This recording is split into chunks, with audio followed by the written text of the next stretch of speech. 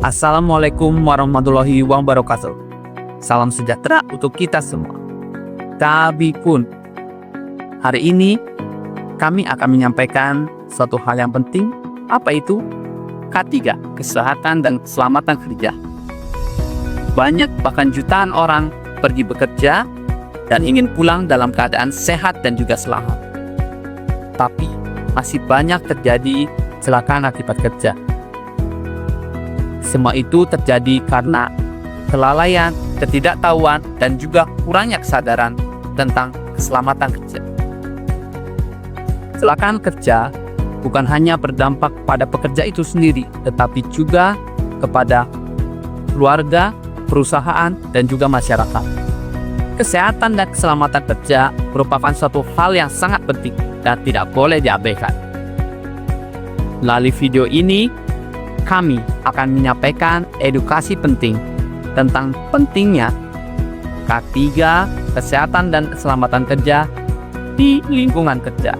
Keselamatan dan kesehatan kerja atau K3 adalah segala upaya untuk menjamin dan melindungi keselamatan serta kesehatan tenaga kerja melalui pencegahan kecelakaan kerja dan penyakit akibat kerja. Di Indonesia sendiri, penerapan K3 diatur dalam Undang-Undang Nomor 1 Tahun 1970 serta Undang-Undang Ketenagakerjaan. Aturan ini mewajibkan setiap tempat kerja untuk menyediakan lingkungan kerja yang aman, peralatan kerja yang layak, serta sistem perlindungan bagi pekerja. Yang artinya, K3 bukan hanya anjuran, tetapi kewajiban yang harus dipatuhi. Di tempat kerja, ada berbagai macam bahaya yang dapat mengancam kesehatan dan keselamatan pekerja. Yang pertama yaitu bahaya fisik. Bahaya fisik itu contohnya mesin tanpa pelindung, kebisingan, suhu ekstrim, dan listrik. Lalu ada bahaya kimia, contohnya gas beracun, debu, atau cairan kimia berbahaya. Yang ketiga ada bahaya biologi, yaitu virus dan bakteri. Selanjutnya ada bahaya ergonomis yang disebabkan oleh posisi kerja atau beban kerja yang berlebihan. Apabila bahaya-bahaya tersebut tidak dikendalikan secara serius, maka akan meningkatkan penyakit atau kecelakaan akibat bekerja. Tidak diterapkannya K3 dapat menimbulkan dampak serius bagi pekerja, dapat menimbulkan luka ringan, luka berat, cedera permanen, hingga kematian. Bagi perusahaan, kecelakaan kerja dapat menimbulkan kerugian finansial, menyebabkan operasional terganggu, hingga menurunnya reputasi perusahaan. Selain itu, kecelakaan kerja akibat berdampak pada psikologis pekerja, seperti trauma, stres, hingga menurunnya motivasi kerja.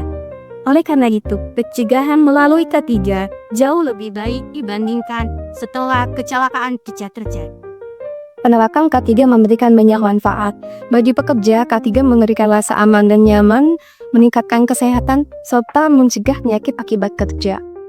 Bagi perusahaan, K3 meningkatkan produktivitas, mengurangi absensi, menekan biaya akibat kecelakaan kerja. Lingkungan kerja yang aman dan sehat juga menciptakan hubungan kerja yang harmonis, serta meningkatkan kualitas hasil kerja. Teman-teman semua, contoh nyata penerapan K3 dapat kita lihat dari penggunaan alat pelindung diri, seperti helm keselamatan, masker, kacamata pelindung, sarung tangan, dan sepatu safety.